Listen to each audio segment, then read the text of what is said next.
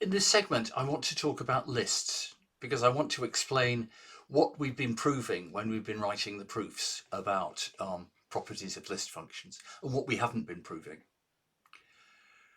So let me define what I mean when I say a list is finite.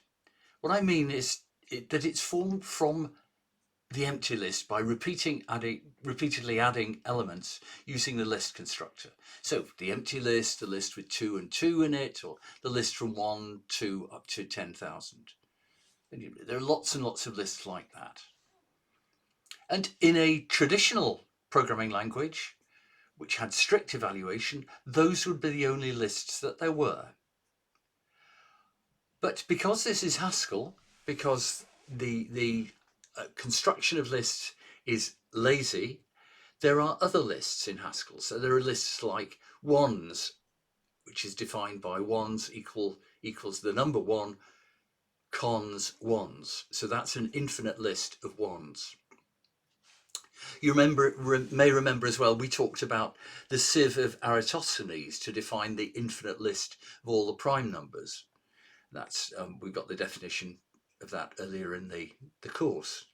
But there are also, and this is not something I've stressed, but it's important to realize they're there. There are also things like partial lists. Now this one's called and it's the list 1 cons undef.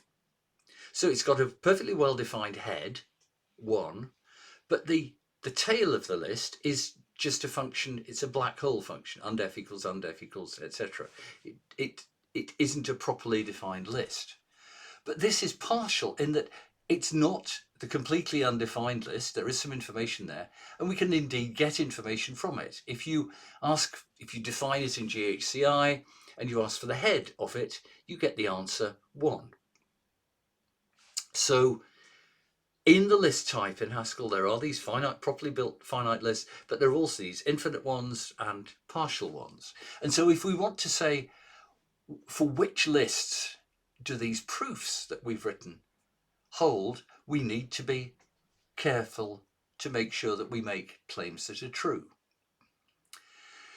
So, for example, we can prove something like reverse of x's. If we reverse a list twice, we get the list back that we started with.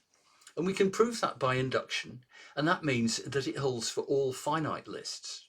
But it isn't true, for example, for the list because that, if you ask for the head of that, you get the answer 1.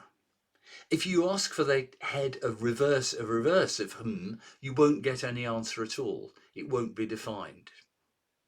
So the induction proof we did held perfectly sensibly for lists which are properly built from the empty list, but it doesn't hold for partial lists like and it also doesn't hold for infinite lists.